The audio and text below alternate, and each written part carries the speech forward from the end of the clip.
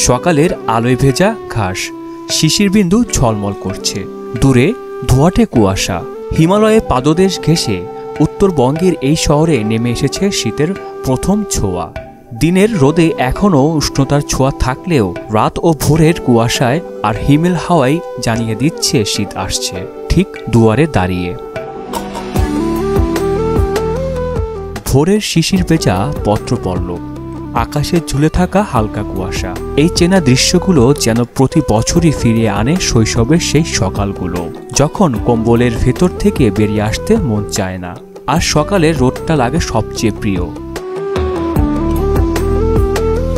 আবহাওয়া অফিস বলছে দিন ও রাতের তাপমাত্রা ক্রমান্বয়ে কমছে।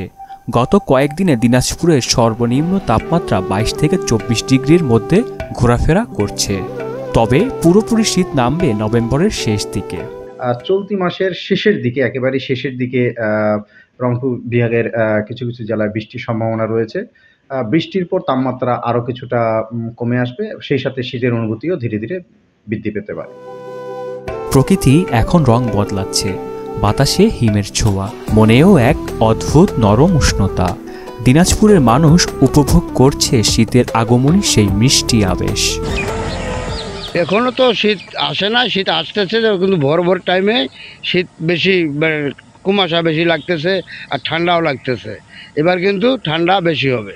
প্রথমে সন্ধ্যায় একটু কুয়াশা হচ্ছে, তারপরে পাছাড়ায় দিয়ে ঠান্ডা করতেছে, কেন গরম কাপড় বাইর করবার হচ্ছে। আশা করা যায় যে মাসখানেকের ভিতরে বেশি ঠান্ডা চলে আসবে। কুয়াশা, সকালবেলা একটু হালকা হালকা ঠান্ডা, কিন্তু কাউদের যাচ্ছি আমরা। রোববার জেলার সর্বনিম্ন তাপমাত্রা রেকর্ড করা হয়েছে 22.5 ডিগ্রি সেলসিয়াস। রাত ও ভোরের হিমেল হাওয়া এবং ভেজা কুয়াশা যেন শীতের আগমনী বার্তা। আহসানুল হৃদয়, মোহনা ডিজিটাল।